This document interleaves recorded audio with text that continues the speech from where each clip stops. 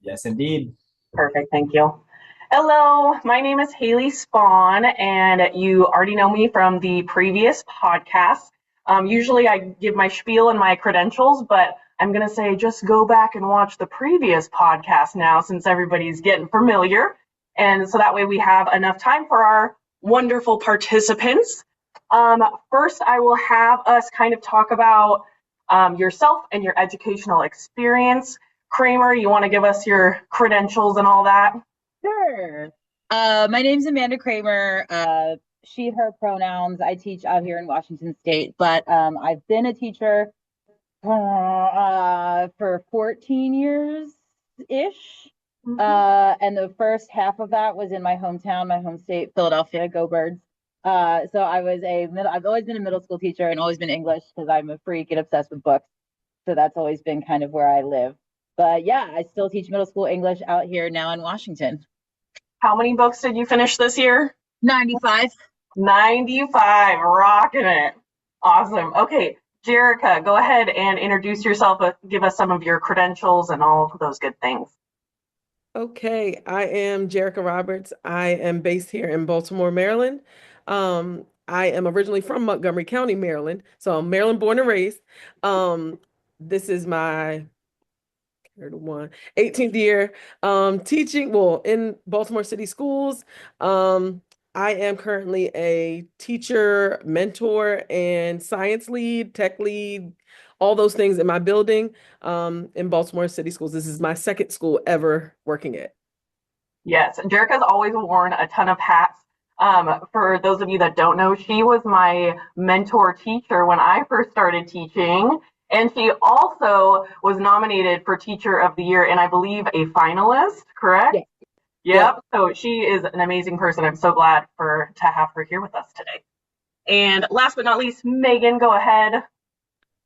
Hi, I'm Megan Morris, and I'm just under 10 years in education, doing various roles. So, started out in the resource room, primarily teaching math and ELA, as well as some behavior as well. I've always kind of focused on inclusion in the classroom, so a lot of co-teaching with general education. And after a few years, I transferred in as a general education math teacher in middle school. But the entirety of my day was co-teaching with a special education teacher. So that's been really fun. After that, I transferred out from the middle school as a MTSS coordinator at one of our local elementaries. And then just last year, after about 3 years in that role, I transferred out and moved to a different school district as my first year as a vice principal. So, born and raised in Washington, I grew up on the west side of the state, but I've lived on the east side for about, goodness, 12 years now. So I've primarily taught in rural districts over on the east side of Washington State. Yeah, I was going to point out that we have Kramer in the suburbs, we have Megan in rural, and Jerica in the urban setting. We have Gen Ed, we have SPED, so we have covered all the bases. I think we have all the content areas too. I've done third through eighth, and I'm doing social studies, as you can see behind me with my little anchor charts, but also done math and that kind of stuff. So with that, we're going to take the teacher lens today and talk about student engagement and AI, specifically teacher use of AI. We're going to try with this panel. This is our first time trying out a panel, so we're going to see how it goes where I ask a question and then whoever wants to unmute and speak, totally fine. If it gets a little bit messy, I'll just end up calling on people so that we can keep everybody heard. So first question is, what does student engagement mean to you? I'm very interested in this. All right, I guess I'll start us off. Currently in my role, I'm like I said, an instructional coach slash kind of like AP in training. But I'm once a teacher, always a teacher, so I'm gonna wear that Yes. hat. To me, as Haley knows, it's not a quiet classroom. It's a classroom where the students take complete ownership, not complete, but majority of ownership in the classroom. It's a place where you can see the learning before you even ask a question.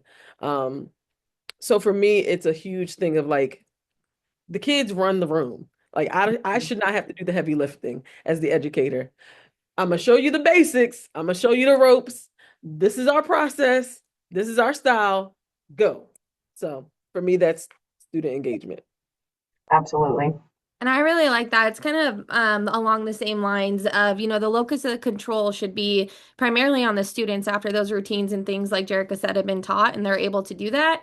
When I think about student engagement, I really think about kids who feel like they belong in the class community. So they feel like they can take risks in their learning. They feel safe to do that. They're engaged to be able to do that. But it also has that cognitive demand, right? That high ceiling, low floor kind of entry point where students can fail, they can succeed, and they're engaged in the work ahead of them and feel safe to do that. Yeah. I was just gonna say for me, student engagement is when they don't learn something, but they actually are. Yeah. I've had so many, I seek opportunities for them to like be having fun and think that they're just having fun, but then at the end it's like, ha, you've learned something. Gotcha. Absolutely. So that's kind of where I always try to be for that. Yes. It And reminds me of like my toddler, right? Like I gotta make her think that she's the one in control and always playing a game and always having fun, but really she's learning and she's doing the things that I need her to do. So very similar. absolutely. Hearing all of yours, it makes me think the person working the hardest is the one doing the learning in the room. And I always hear teachers when they're like, I'm exhausted, I was all this. And it's like, wait, what are you doing? Because they should be doing the work, which honestly takes a lot of setting up, right? It takes routines, consistency, procedures at the beginning of the year to get to that point. So I want to actually, let's talk about that for a second, because that's something that a lot of teachers are like, okay, cool, engagement and ownership, but how do I get there? So what do you all do to set that up so that students can own the learning and can lead and own the room? I can chime in. Oh, I think we're just doing panelists for right now, but I Oh, appreciate I'm it. so sorry. Sorry. I apologize. This is just a live audience. You are good to go. No worries at all. So, Megan, I see you have unmuted. Yeah, will you repeat that one more time? Sorry. Yeah. So how do you set up the room and the year so that you can put the ownership on the students and like have them be in charge in the leadership of the learning instead of you doing all the heavy lifting? Yeah, I think that honestly is the hardest part, right? Is having students learn that. And I always have to ask myself, right, in the past, have they ever been asked to own that? Have they been held to that expectation? So if I came in September and expected them to do that, it's very likely that it would fail on both my part, right? Because they may not have that background knowledge and have experienced that in the past. So I always think about, starting off the year with high expectations and making sure that the students know what to expect from you. So being really consistent in your responses and how you manage things.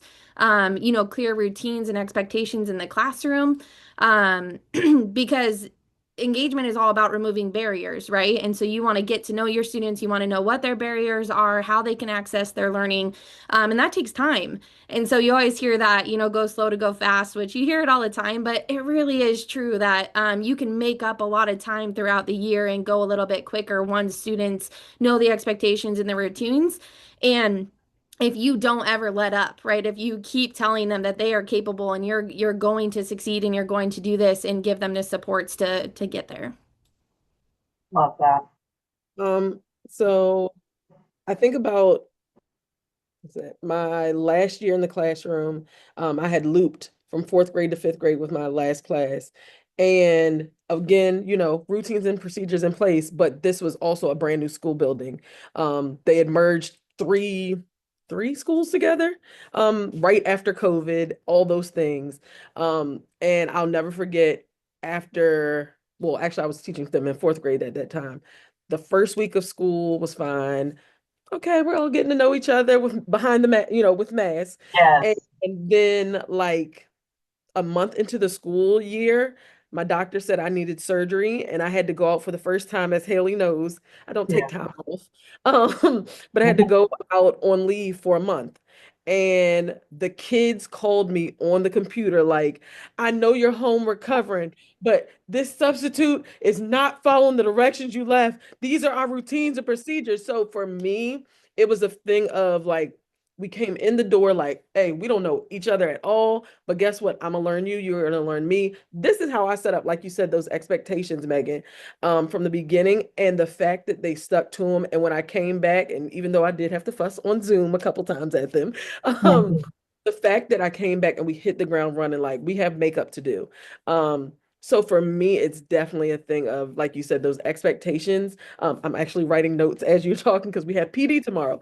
But that ownership piece is huge. And that's what I've been trying to get some of my new teachers and mentees to learn now is like, hey, you got to, we're essentially at day one, number two, because we just came back from break. This is our first week back. And I'm like, those routines that you taught in September, reteach again because they forgot over break. So let's start it again so that they can keep going and we can hit the year with a success at the end of the year, right before, MCAT testing starts. Oh, yeah. Kramer, how about you? Anything you want to add? Yeah, I mean, the thing that I always kind of come back to, the line that I troll my students with all the time is I go, well, I passed this grade English, so I don't need to do this. Yes. You do. But one of the things, the strategies that I always kind of fall back to is like, I always ask them like, well, what's the end game? What is it that you want? And that always kind of brings them back to center and kind of helps them like, oh, right, I need to get better at this because I want to do XYZ thing, moving on from that. So just the other day, this is our first week back too. And I'm a maniac and decided to do iReady diagnostic testing on Wednesday. Yeah. And so Tuesday, I used AI, I used Colleague, and I said, give me a graphic organizer to help students track what missing assignments they have, what their current status is for iReady, for Lexia, because we have 17 million different programs to track all these data points. And make them track those data points. I'm like, this is your data, it's not mine. Like, okay, here's where your iReady reading score is now. We're taking it tomorrow. Like, where do you want it to get to? And so that's always kind of, for me, like that there's that ownership piece, right? Of like, oh, you want to have this grade. Well, how are you going to get it? Yeah. So I've heard a lot of great things from you all. I'm hearing things like removing barriers because we all have them, right? Even us as adults. And in order to remove barriers for students, you have to know what they are and know your kids. And that takes time. It takes little conversations, asking them questions, asking them about their home life and who they are as people. Also just making sure that they take ownership of it.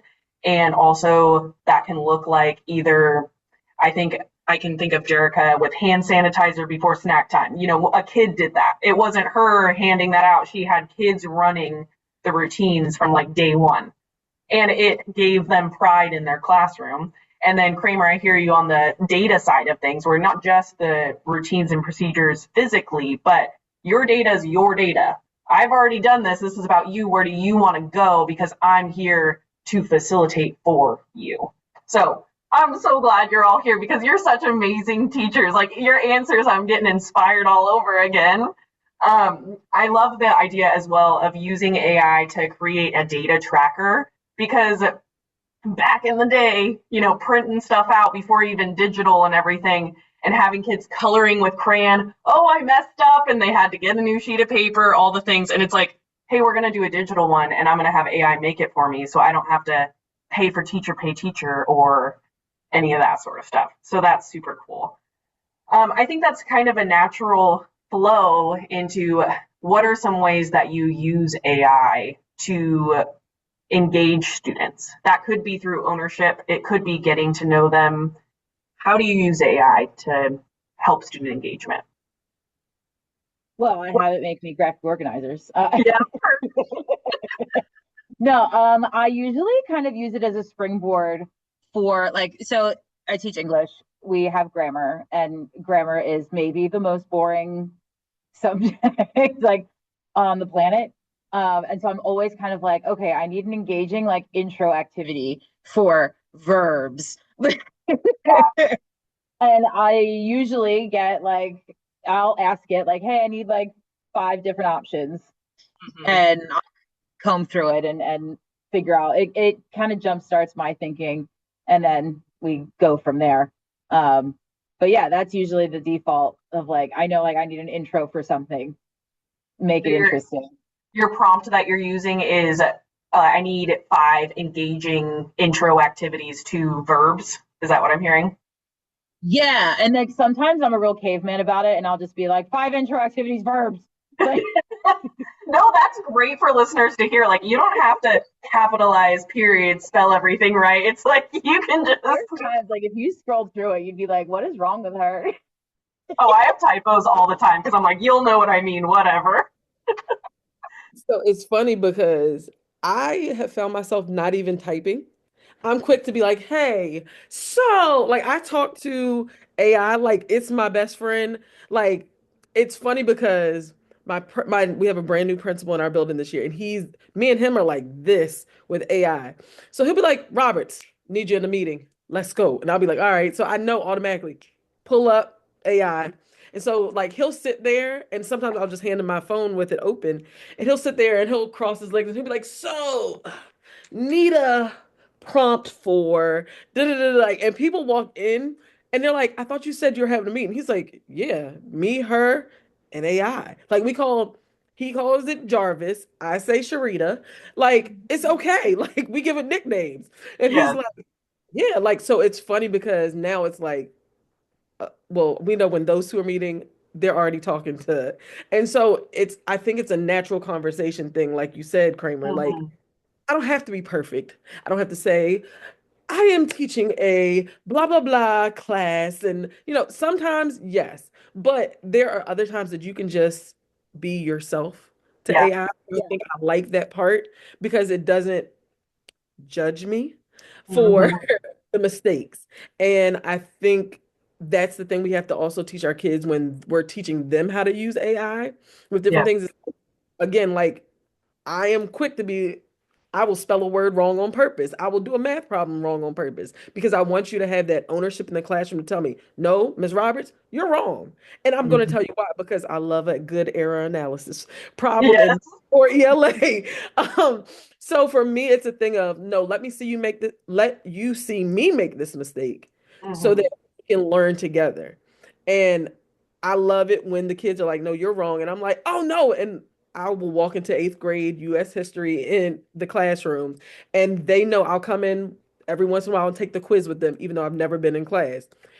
And I'll sit there and debate with them in class, like, no, this is what I think because the passage said, da, da. And then a boy will get up who doesn't talk in class usually and is like, no, because the teacher taught us that. And then she said, hold on, let me go get my notebook. And I'm like, that's it. That's the Yeah. engagement.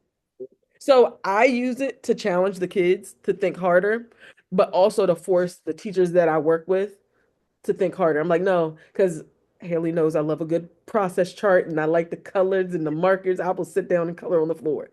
But Yeah. now I'm teaching, just yesterday we were in a meeting, two of my colleagues that are in content leads just like me. I said, come here, let me show you, colleague. We're gonna make these posters for this meeting we have to have tomorrow. And they were like, shut up.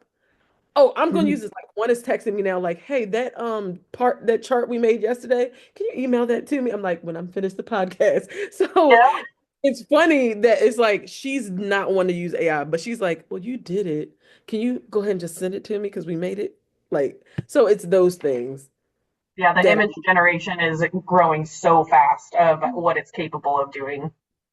and they're interactive and they're fun. They don't look generic and boring like other AIs. Absolutely. Megan, what else do you have to add?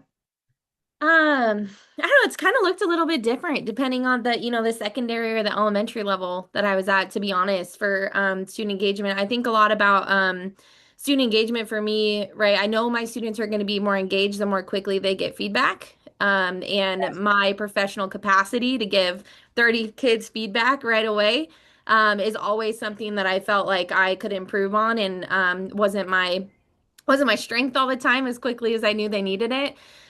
So I've used AI a lot to kind of close that feedback loop for me, and help provide feedback to students faster than I'm capable to. And I saw a lot of success with that. It's almost like a private tutor, but the way that you can prompt AI, helping design it. So I'm like, I don't want you to give them answers. I don't want you to tell them, what to do, but I do want you to, if they get an answer right, tell them a funny dad joke and, let it, and it can read it out loud to me. And, the kids love it because it's just hilarious. We've had things where biographies can be something, not a lot of kids are super into because it requires a lot of writing. And so we created rooms on AI where students got to interview the person that they're writing a biography on from the point of view from that person. And it was so much more fun to get them to engage in that. So yeah, secondary elementary has been a little bit different.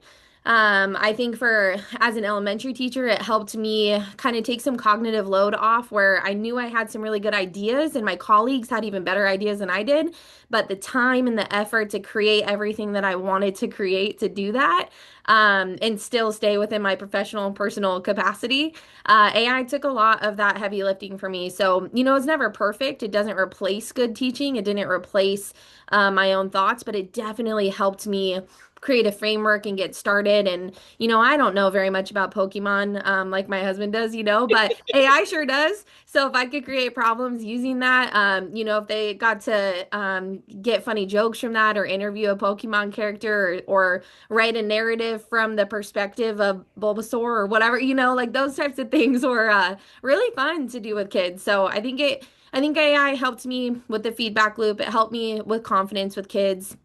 And honestly, it's just helped me take the cognitive load off of all the things that I want to do, but Mhm. don't necessarily have the time to always get it all done. Yeah, absolutely. I think I heard that, from everybody. We're making graphic organizers, we're having these amazing ideas. I love the idea of having a student chat with AI and the AI is taking on the role of a character or something like that. And it's making it more real world. And then Jerica speaking to the accessibility features of like speech to text or text to speech. And it just makes things more time efficient. I feel like I don't work outside my contract hours anymore. And that's huge. Like Jerica knows when I first started teaching my first year after I was done student teaching, I would stay at school until like 7 p.m. and I'm getting there at 6:30 a.m. And I could do that because I was 21 and didn't have much going on outside of life. But now we get to be full humans with outside lives and hobbies, like Kramer getting to go to football games and all these things that then we get to connect with students and be humans. Because AI, it's human in, human out. We put in the prompts, AI gives us content, and then we evaluate as professional educators, was this good? Was this bad? Because sometimes it does give bad stuff, especially when I ask about culturally responsive teaching. Sometimes it's not good. So then I have to think like, okay, make this Zaretta Hammond approved. And then something better comes out, but I have to sort of work the AI to get it there. So with that, what is something that you've tried, it didn't really work out, and you had to tweak a little bit? You guys are inspiring me with questions, so I'm kind of going from what you're saying, but I'm thinking because like my example of asking for something culturally responsive, and then it was totally off. And I had to filter through that and be like, no, there's some problematic things going on here. Give me this instead. And then it filtered through. I don't know. I can't think of one like specific assignment, but I do know there's been multiple times, kind of like you're saying, where if I didn't provide the resource that I wanted AI to pull from, it would make up things that I didn't want. And so, kind of how you highlighted, it's human in, human out, right? AI doesn't. There are very few things that I feel like it's ever given me that I just do verbatim from what it said.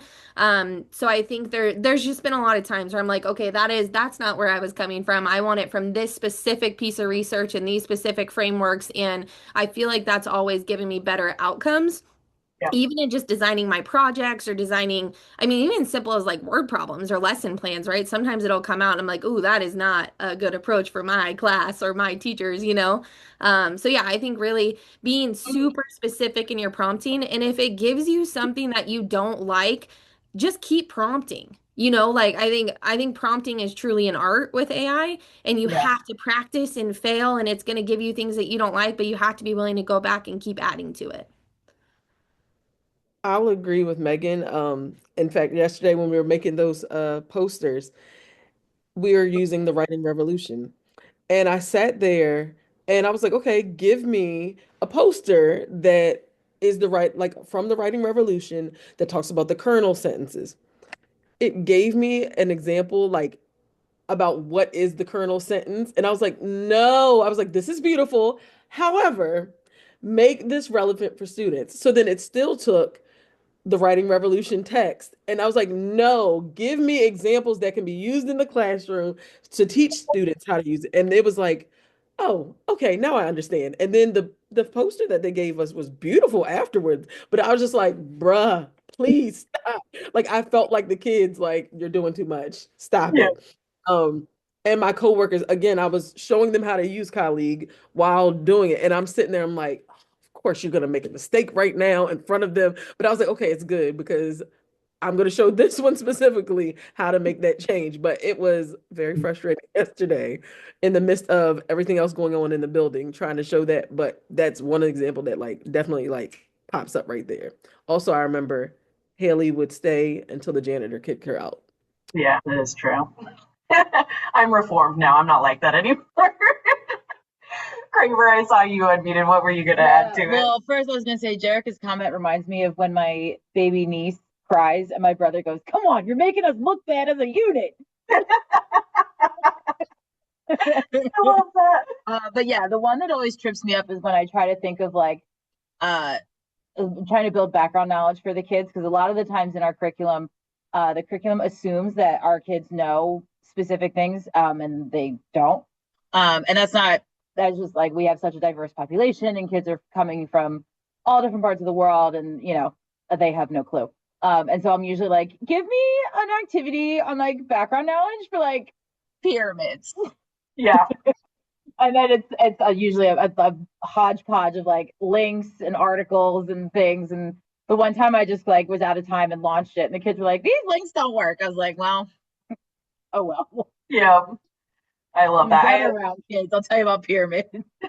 Like the test questions that ask you about a Walkman, and then the students are stuck on what is a Walkman, and then you can't get through the rest of the problem. Oh, When yeah. I first moved here, because like as I said, I grew up in Philly, and so I made a casual reference to Ben Franklin, and the kids were like, "Who?" I'm like, "What? Who?" You're like, come on, Washingtonians. Well, it makes me think, I mean, because such a good point. Because I remember like changing word problems and changing my lessons and things to take scenarios and stories that were more maybe urban based or city based. And I work in a very rural community, a lot of farming and a lot of schools out for all types of things. So making those problems more relatable to them, to things that they work on a really daily basis, definitely helped with the student engagement part. And AI helped me with that because I didn't necessarily grow up on the east side of the state, so I don't even know most of the things my students know, but AI sure helps me with it. And it's the total opposite here. Most of the prompts are about suburbs and the country, and I'm like, okay.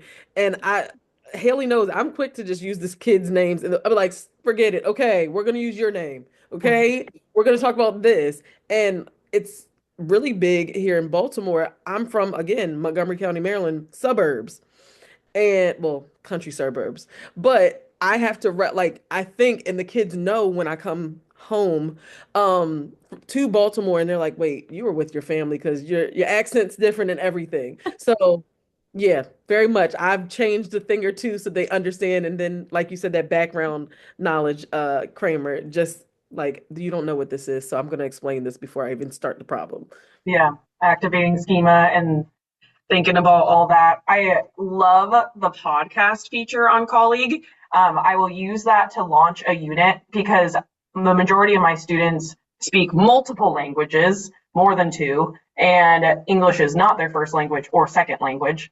And so we use it as a way to remove barriers, right? Because it's auditory. And then we do visual note taking. So you're drawing pictures about what you hear before we get into like 5-paragraph essays. And with the prompt on the podcast feature, I will say, like, your audience are sixth graders in Federal Way, Washington. Most of them have immigrated from Afghanistan, Ukraine, and Mexico. Add that and activate schema where necessary.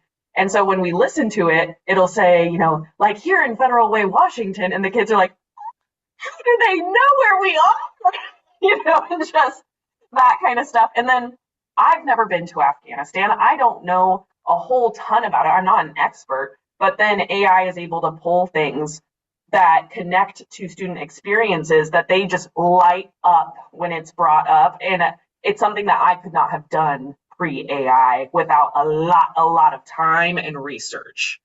So, yeah. With that, I think about when you first started with AI in the lens of education, right? Using AI, if you could go back to your little baby AI self when you first started learning prompting, what would you tell her? What advice would you give her, or what would you say? Start small.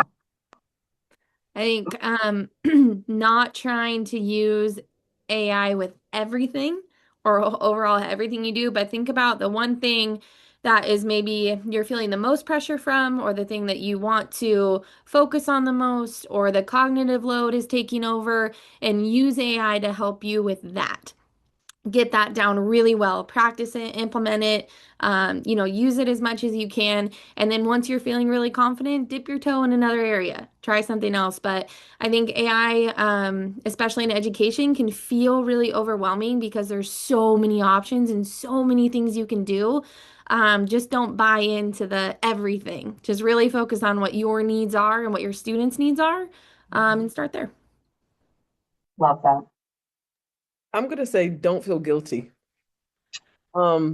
Because a lot of times, people are quickly like, oh, that's cheating, use AI. No, it was balancing my self-care.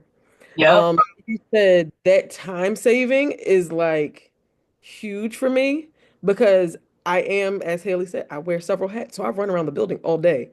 And it's like, okay, and I will voice note it up and say, da da da da, and I will pick my voice note and throw it in AI and say, okay, can you write my to-do list from this?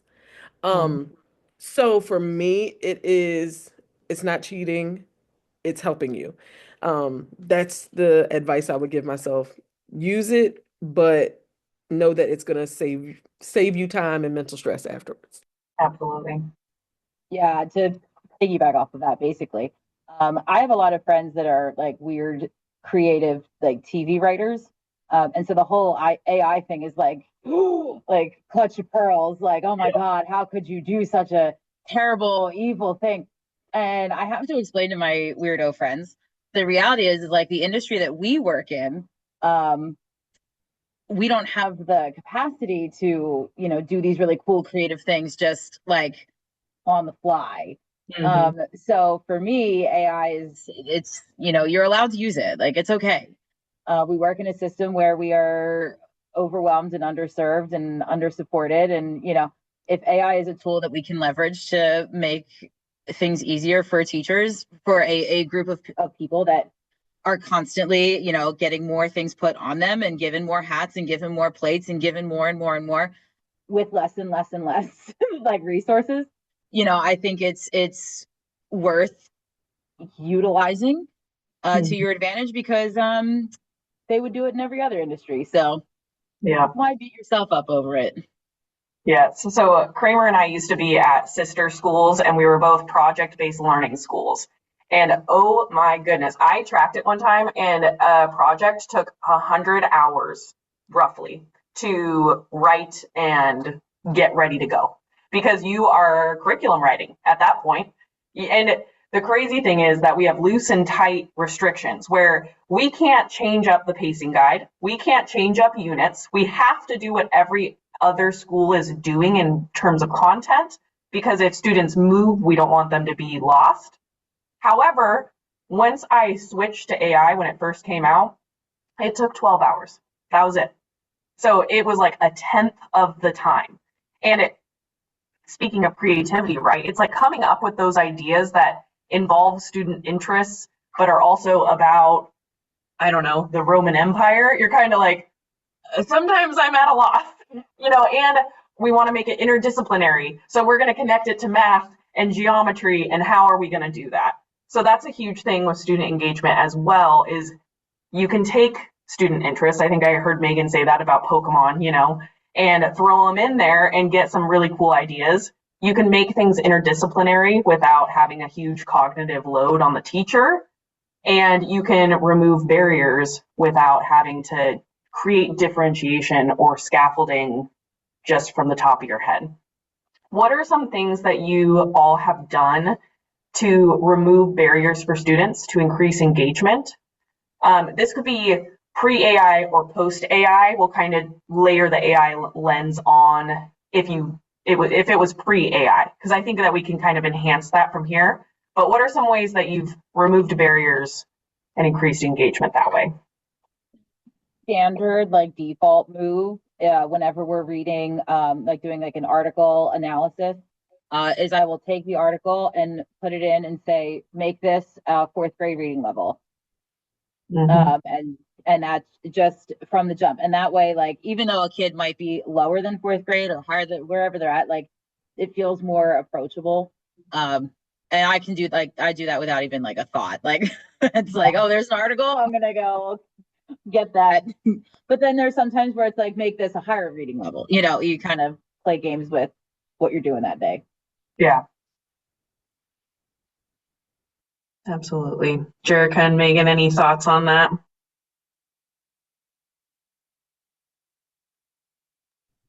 I think Kramer's example is great, right? The level text. I know my old co-teacher and I, because like you said, curriculum, right? There's certain tights that we have to do. We would often take the assignment, the test, the whatever it is that we were working on, and we could upload it and say, I need you to make a tiered version of this and an extended version of this. And we went through with students, the beginning of the year, and we allowed them to choose which one they were going to take. And then throughout the year, they started becoming more aware of what was more appropriate for them. And so that was a pretty successful way. I think any way that you can support vocabulary and language development is huge, and that takes time. And so being able to rewrite passages and rewrite things where images are included or word banks are included, sentence stems are included, and we can do all of that. But again, it's respecting your time in the art of teaching to be able to put more time into that than the creation of all the materials. Mm-hmm. I'll say ditto to all what you guys said, but also I even with that eighth grade social studies teacher with U.S. history, I specifically think of one student who he is as labeled SWD, and he needs the word bank and the pictures and all those things, and she was racking her brain like Haley said with the time. Oh my gosh, I don't know how long it's going to take me forever. And I was like, the next time you're making the test, let me know because we ended up not even having school, and then because we had snow. Mm-hmm. So she was like, oh my gosh, I stayed up all these hours, and I was like, baby, I told you, send me the thing so I can just put it in here. Yeah. And so I think about that balance, and just like you all said, just cutting down that time as far as repurposing it, adding in those accommodations and modifications that are necessary for some of our students, but also just um, back to that engagement thing. Haley knows I'm big on competition and games and song and music. We played except Earth, Wind, and Fire almost every Friday. Um, but it's a thing of what can I do to make them connect to the learning? What can I do to make them find this fun? I'm quick to be like, okay, you have 30 seconds to do this part. Oh, we have 5 minutes. Okay, whoever gets it right gets to do XYZ. Me and Haley's thing is definitely the pie in the face. Mm-hmm. Um, the number of times that even at this current school, I've been like, all right, you're not gonna pie me in the face, but I'll buy you lunch. Or this will happen if you do this. And they know I'm the one who has the snacks and everything else for them. Okay, I'm gonna challenge you. You come to school these 5 days and I don't have to talk to you about your behavior, boom, you get this. So even those small engagement wins of attendance growth and things like that, like today we're trying to rack our brains, like what can we do for attendance? We have certain kids that come to school, but they know school's closed tomorrow for PD. They're not going to come to school. Attendance monitor. Roberts, throw this in in chat or in AI and say, what can we do? Quick. Chick-fil-A sandwiches. We had 50 kids that we at random just passed out tickets this morning, and they were like, oh, Chick-fil-A. We had pictures. The loudest student in our school who runs the halls every day. Someone gave him a ticket. He was sitting at the table eating his little chicken biscuit, quiet. And we are like, oh, okay. Well, what other ways can we use to engage students to come to school and get even those top, tier 3 students to, you know, get education and get learning and just sit in class. So those type of ways. Well, and I Yeah. love that because it makes me think of the other end of it too. Like I remember in one of the classes I worked in, we used it as almost an SEL check-in too, So students would go in and they had a safe space, and it had 2 questions that asked them every day, and those students could respond. And there's things built into AI to notify the teacher if there's anything of concern. But we also had to open to students who, all of us have those kids who are not comfortable asking questions in front of a whole class, and they got questions. And so it was a safe space for them to put their questions in. I was the only one that was notified when they had it. And so it was a safer way for them to ask questions and get some help and me know when I could check in with them and when I could help them. And I know for me, that wouldn't have been possible any other way. And you can do that, students on their own, in their own rooms on AI. You can have one open on your computer. There's a lot of different ways to do it, but I think it can help both spectrums of our students in tier 3. Absolutely. It helps with like not only the content aspect is what I'm hearing from you all, but it is also the behavioral SEL attendance, because sometimes the barrier is getting to school or sitting in our seat long enough to get our name on the paper. And something I've used it for is like free incentives, because not gonna lie, I just spent $80 restocking my snack shack because I haven't stocked it since the beginning of the year. And that's a reality as teacher that shouldn't be a reality. So that's where AI can help us as well, of like, what are some free incentives? Here's the profile of my students, what are their interests, and so on and so forth.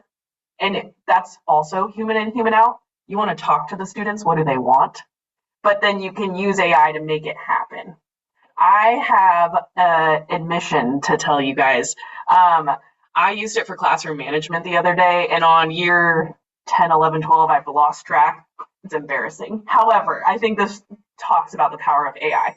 So I had one student who never in a seat. He's always running around talking to the same person over and over again. And I'm like, I have told you so many times, I'm calling home. The classic teacher move. And so I'm talking to AI. I'm like, how do I write this message home? Here's what happened. He's never in a seat. I've told him so many times he's not doing it. And AI was like, well, I think it might be a classroom management issue. And I was like, what? No, it is not. And so then I'm like, I'm going to push back on that. What do you mean it's a classroom management issue?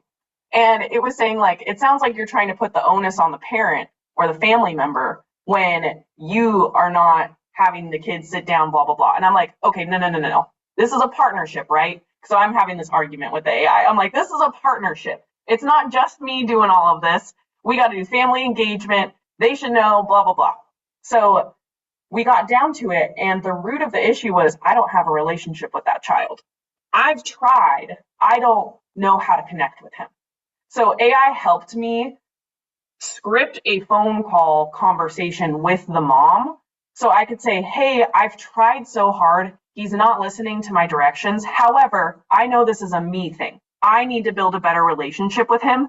Can you help me do that? Because I've tried and I'm not successful. And that was one of the best parent conversations I've had, because she's like, okay, he loves this. He does this every Saturday. Thank you so much for calling me. Please call back anytime. I'm going to email you with more information about him. And it turns out he loves Gorilla Tag on VR. So the next day when he came in, I was like, I have the funny story to tell you. Last year, one of my kids was playing Gorilla Tag and broke her hand because she punched the wall trying to tag somebody. And that was a connection that I would not have had with him if I had not talked to mom. So you can do content, you can do behavior, you can do anything. It just helps us when we have these mental brain blocks.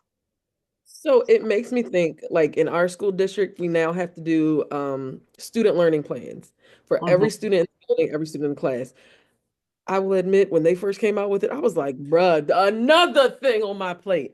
But it, like, now that I'm in the MTSS role also, I sit there and I've gotten referrals and I'm like, okay, is this a teacher thing? Because this is the only teacher who sends this kid out, who says it's a behavior problem, who this, who that. And my principal and I were in a meeting today and I was like, I have 4 referrals from this one teacher, but it's a 2-teacher team.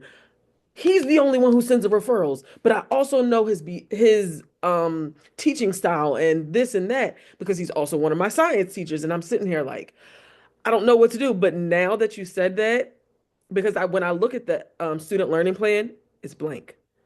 And Mhm. so I'm like, you haven't even talked to the kid. And I said that before, but now I'm like, okay. Now I'm like, oh, okay. Tomorrow, part of my session in PD will be like, okay, so I'm going to show you guys this cool tool Yeah. and I'm going to use it in real time with them. Of course, I'm going to practice tonight, but I'm going to use it in real time with them because that just opened up a whole new lens where we usually do call the parent and say, it's you, like you need to hold them accountable. I've Mhm. done my part, but you need to hold them accountable. And now it's like, okay, let's build this partnership, like you said. So Yeah. thank you No again. problem. Yeah. And so, Haley, did it feel less personal? So, like, if That's what AI told you that versus like I, if a principal or a colleague told you that, right? It feels less personal. It takes the yeah. emotion out of it. And so here's my thing, because I like any admin listening or anything, do not go and be like, go talk to the AI, because that's going to hurt just as much, right? It has to be, you can lead them to water kind of situation. Because like we've all had conversations with colleagues where you know that it's, if you just did this a little bit differently, it would have a different outcome, but sometimes people can't hear that. So just like with the students that don't know how to ask or don't feel brave enough to ask questions to the teacher, students can ask, or teachers can ask questions to the AI and not feel judged, because I was able to be as aggressive as I wanted to be and be like, oh no, I'm going to stop you right there. Don't you talk about my classroom management style. And then it gave me back, and I was able to have a two-way conversation that didn't feel as personal, just like you said, Megan. Yeah. Well, you were engaged in the conversation, right? And it's the same thing for students. The faster your feedback loop, the more they're able to converse and to have conversation and to get information back to them, the more engaged and into that conversation you're going to be. So I mean, we're just like students. We need that too. Yep. Absolutely. And the conversation's able to be as long as I want it to be, right? Rather than a 15-minute check-in where, well, you need to build relationships. How do I do that? And then it's like, I don't know. I gotta go. I got a walkie call that I gotta figure out. And then it's like, oh, they don't understand me, and it just creates this work environment that's not positive. But I don't know, we're just able to have so many more strategies and tools. It feels really cool. And that was such a cool moment. Like that was pivotal, honestly, for me as a teacher, where I kind of step back now. I just text my principal that we'll be doing this tomorrow. So thank you. No problem. Yeah, I really want to attend your professional development, Jerica. Like, I feel like it's going to be I so will be a good. part of it and see what happens. I'll let you know. Okay. yeah. Yeah, and for everybody listening, this was all done on the brainstorm ideas feature for me, and just chatting back and forth. That's what most people use, and when we're prompting and all of that. We're almost out of time, but our last question I want to leave our listeners with is, what's your best trick to share with AI? What's your best trick that you do? I'll start off while give you some think time. My favorite trick is to type in TLDR. It means too long, didn't read. It's internet slang. And it will take the 5 paragraphs it wrote and make it into like 3 bullet points that are super short and concise. And it just is easier for my brain to process, honestly. It's formatted well and makes things faster to read. Okay, How so about you? really quick is just taking a picture of whatever I need to read or my notes, like again, doing the teacher observations and things. And then I upload the rubric or framework, teaching framework here in Baltimore. And then there's another resource that we use at my school, and I upload both of those and I say, hey, here are my notes, which are detailed and all those things. And I say, can you help give this teacher feedback based on, like we use the T system, the teach system, when we say T1, T3, T5, and T7, and give them actionable steps. So for me, it's a thing of like upload your resources and then take a picture of your notes. And then again, that balance and that heavy lift is off of me. And now it's my thought partner, like you said earlier, like, here, partner. Tag, you're it. Here's the ball. Yeah, so I'm hearing like you can use handwriting, you can upload handwriting, uploading the resources that you're using. Yeah, that's great. Kramer and Megan, you got anything to share? Well, I'm like noodling around in my head. I'm like, what like would I consider like a tip? Because I'll be honest, 95% is like me on the fly, like, hey, like I need this like now. Because I consider myself like a type B plus teacher. Like, yeah. So like even just today, they were finishing their iReady, and I said, hey, I need you to create a message to parents to explain what the heck this information actually means. Because as we all know, like these curriculum assessments and things, like it's a lot of jargon and gobbledygook, and half of it doesn't make sense to us, let alone families that don't have a master's in education. Yes. And so even after I did that, a parent wrote back and was like, so is my son good at reading or bad? Yeah.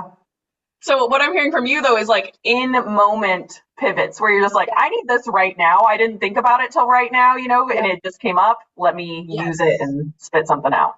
100%. Love that. And I love your caveman quote where you're like, just caveman it when you're prompting. Yeah, like unhinged graphic organizer now. Yep. Yes, unhinged is in there a lot. Mm-hmm. How about you? I don't know. I feel like I mean, in the classroom, I definitely would say I used it for quick leveling, right? Quick tiered assignments for things that I knew were needed is definitely really helpful. And I also would upload things and have it give me, 3 to 4 misconceptions that the students would have that maybe I wasn't seeing. And that was really helpful for me. So whether it was language, whether it was skill, whether it was will, where were we missing in that? But from a professional standpoint, it is my thought partner and my time saver, truly. I mean, like Jerica said, uploading, when you have a 12-page article that you're supposed to read and uploading it there and say, give me the 10 most important bullet points of here and those types of things. Or, I've had responses, possibly an email where you're a little bit emotional and, Yeah. taking my response and saying, I need you to change this to be professional and maybe not have any emotion behind it, right? Because at times it can be hard to write those. So I use that sometimes when maybe life is feeling really overwhelming and I still want to be respectful and professional, but my feelings are hurt. It can definitely help.